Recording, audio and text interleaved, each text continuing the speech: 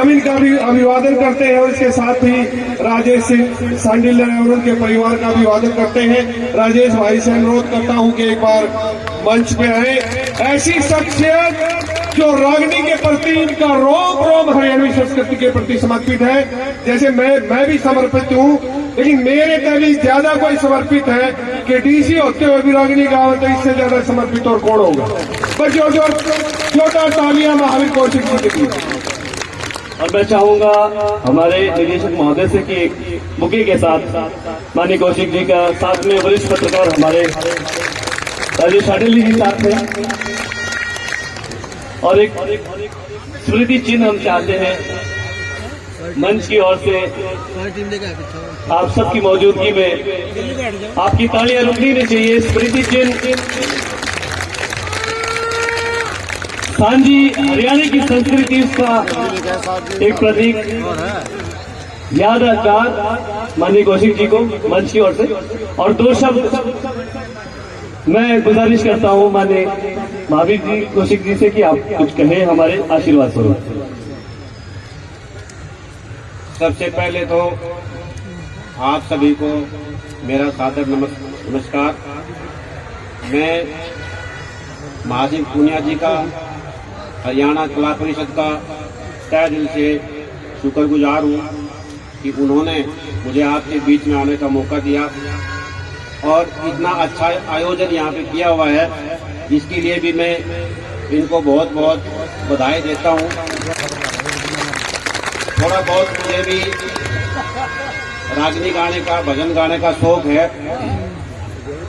और इसके बारे में मैं एक बात कहूँगा। मैं आमतौर पर जो रागनी गाता हूँ वो टाई ला के, पैंट कोट पहन के और पगड़ी बांध के गाता हूँ। तो मुझे पंचकुला में एक पत्रकार बोला कि जी रागनी तो धोती कुर्ते में और पगड़ी माछी लागे हैं, आप भले आप पैंट और टाई ना लागो रागनी गांधे हुए। मखा में ये पैंट और टाई है इसलिए लगाता हूँ कि ये जो मेरे बुजुर्ग सामने बैठे इनको तो पता हुआ है, लेकिन जो नई पनीरी है, नई प्योद है, जो बच्चे हैं जिनको हरियाणवी संस्कृति के बारे में जानकारी नहीं है, वो ये मान के चलते हैं कि भाई ये रागनी है, भजन है, ये तो अनपढ़ा का काम है। तो ये मैं ऐसी जो नई पीढ़ी है उसको दिखाने के लिए जो रागनी गाता हूँ, खास तौर पे कोट में और टाई में गाता हूँ, और जो नई प्रोध है उसको बताने के लिए मैंने यहाँ कुरुक्षेत्र यूनिवर्सिटी से ही 87 में MSc फिजिक्स करी और 88 में MPhil फिजिक्स करी और 10 साल तक फिजिक्स पढ़ाई। यहाँ गीता निकेतन स्कूल में पढ़ाई है, यूनिवर्सिटी कॉलेज में पढ़ाई कुछ दिन के लिए, और उसके बाद HCS अफसर बना, और जैसे पुनिया साहब ने बताया फिर IAS अफसर बना, और मैं 2 जिला का DC रह लिया हूँ, फतेहाबाद का और पंचकुला का। तो जो ये नई पीढ़ी है इसको बताने के लिए कि जो हमारी संस्कृति है उससे जुड़ना चाहिए, उससे लगाव करना चाहिए, और ये नहीं मानकर चलना चाहिए कि भाई ये रागनी भजन ये तो अनपढ़ों का काम है या गांव वालों का काम है। ये पढ़े लिखों का भी काम है। अपनी संस्कृति से, अपनी जमीन से जुड़ कर रहना चाहिए। ये मैं जो नई पीढ़ी है उसके लिए रिक्वेस्ट करता हूँ, उनके लिए संदेश देता हूँ। आपने मेरी बात सुनी, आपको बहुत बहुत धन्यवाद। जय हिंद। बहुत बहुत आभार सर। और ये हमारा मंच भी धन्य हो गया। आज एक IAS भी इस मंच से रागनी गा रहा है। अपनी संस्कृति के लिए इससे बड़ी बात नहीं हो सकती। जोरदार तालियां महावीर कौशिक जी के लिए। ऐसा समर्पित व्यक्ति मैंने नहीं देखा, नहीं तो हमने ऐसा देखा है कि DC बनने के बाद तो गाड़ी से तड़ा उतरते ही नहीं, आम आदमी तो मिलते ही नहीं। रागनी की तो बात दूर है, लेकिन आप हमारे बीच में आए हैं, ये हरियाणा के लिए और हमारे लिए, कुरुक्षेत्र की गीता जयंती के लिए इससे बड़ा गौरव नहीं हो सकता। एक ऐसा शख्स जो इतना बड़ा अधिकारी होते हुए और संस्कृति से इतना प्रेम करता हो। जोरदार तालियों से महावीर कौशिक जी का अभिनंदन और स्वागत। अब सर की रागनी सुनवा दे मेरे भाई, ताली फाटी हो जाओ थोड़ा जोर की, पीछे वाले ने बजाई।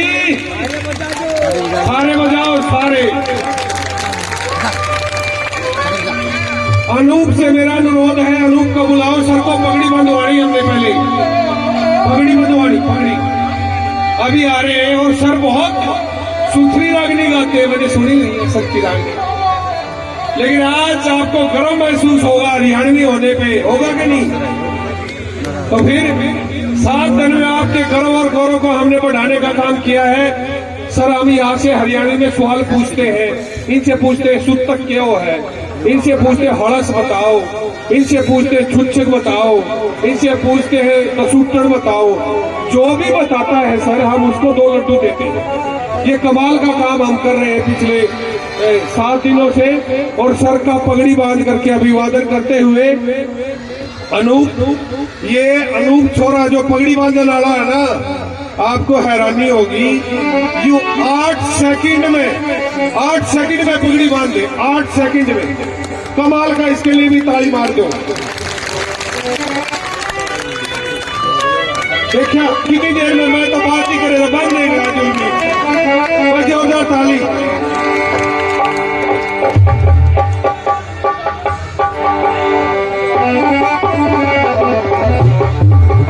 सर की रागनी सुनना ध्यान से,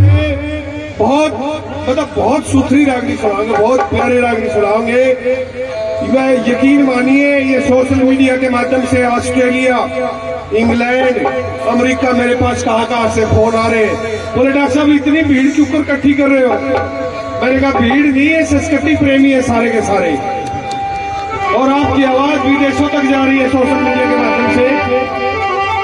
तो हमारे बीच में महावीर कौशिक जी बहुत ही आदरणीय IAS हरियाणा के गांव गंगोली से हमारे बीच में है। कुरुक्षेत्र विश्वविद्यालय की ओर से हम इनका स्वागत करते हैं। इस मंच से पहली बार कोई DC रागनी गा रहा है, पहली बार कोई DC रागनी गा रहा है, ताली।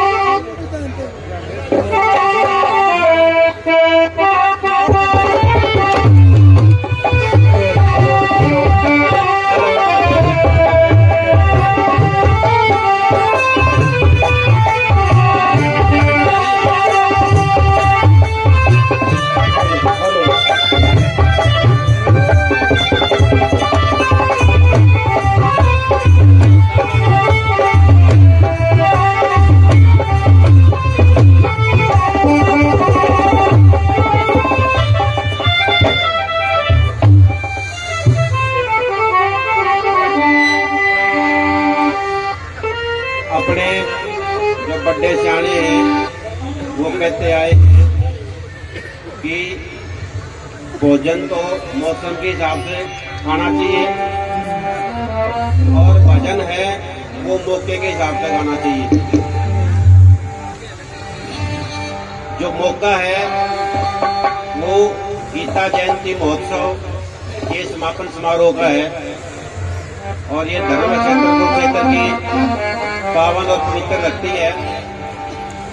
तो ऐसे मौके पे जो बात हमें महाभारत की, भगवान श्री कृष्ण की, गीता की करनी चाहिए, ऐसा मैं मानता हूं। तो सज्जनों, जो रागनी प्रस्तुत करने की कोशिश करूंगा, मौका है भगवान श्री कृष्ण के जन्म से संबंध का।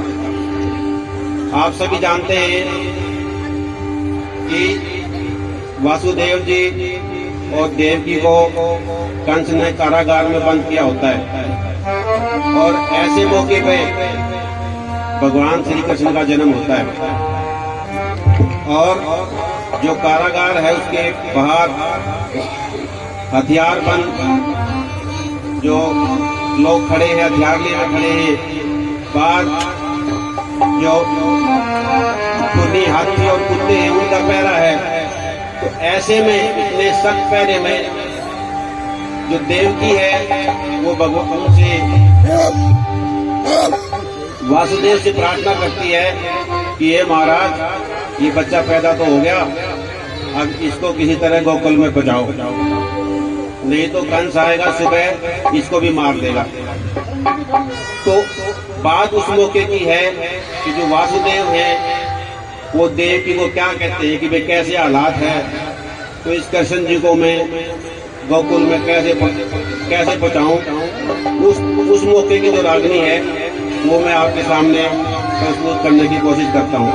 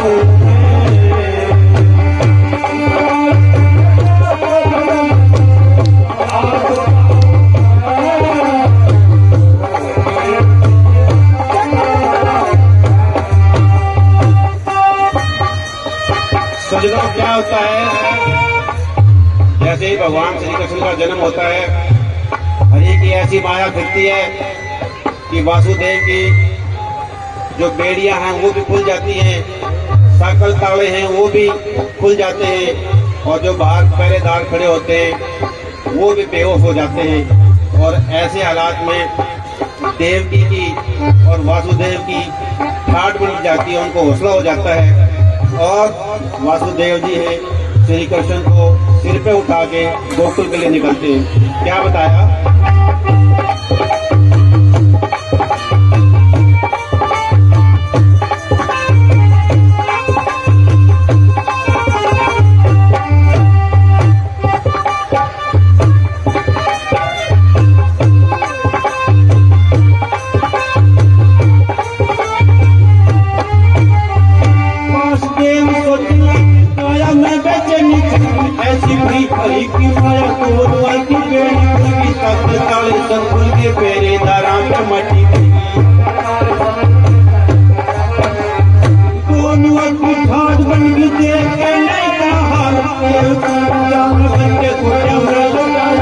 कृष्ण जी ने सिर पढ़ा के चार बड़े राजा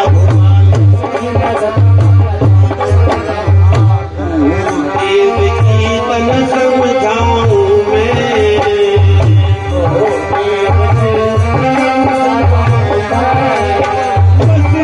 ईश्वर बनती रहेंगे इतने वापिस आऊं मैं, देवकी के जतन बनाऊं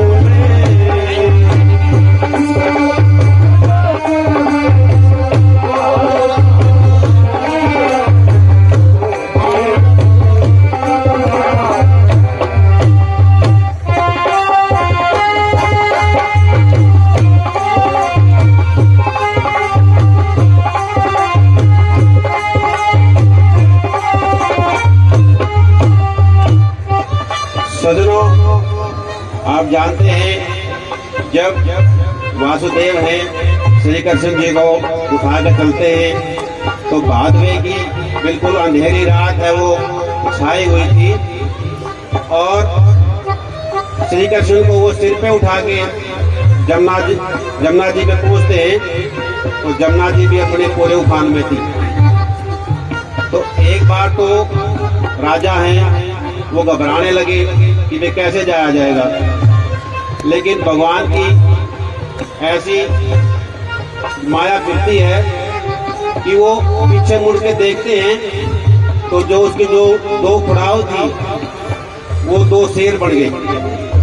तो राजा ने सोचा कि भाई पीछे भी नहीं जाना, वो भी मुश्किल है, तो अब लेकर राम का नाम तो जमुना जी में घुसते हैं। तो क्या बना, कैसी स्थिति बनी बताता हूँ।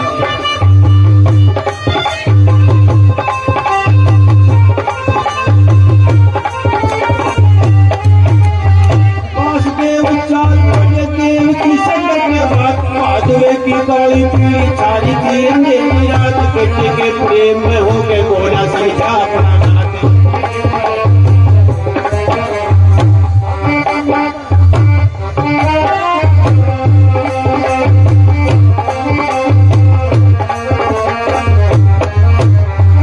आगे जमुना भरी चल पर शेर बोल रहे किस्तिया तो पार होगी राजा के बंडोल रहे कंस के दुखों के बोल कालजे ने छोड़ रहे।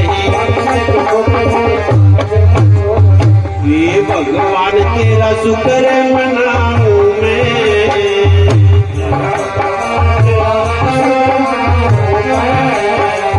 क्यों तारक बजना चाहिए बेच के मर जाऊं मैं,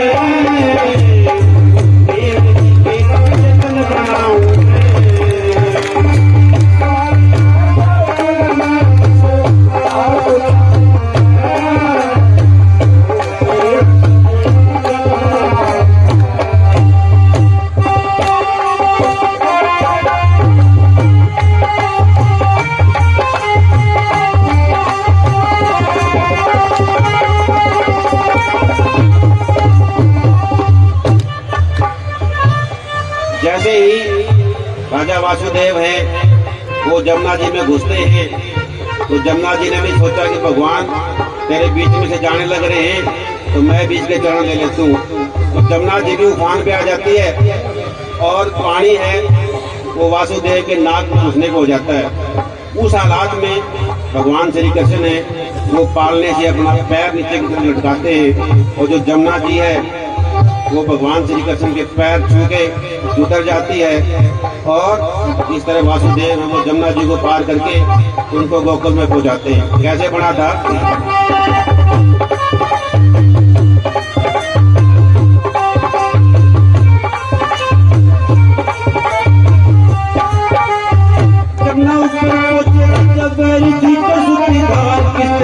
पार होगी राजा करते वसुदेव विचरण के देवता जल बीच सीमा पहुंचे राजा नाग तक पानी आया, पिताजी की हालत कृष्ण जी ने पानी पिलाया, चरण छू के उतरी जमुना ऐसी भरी हरि की माया।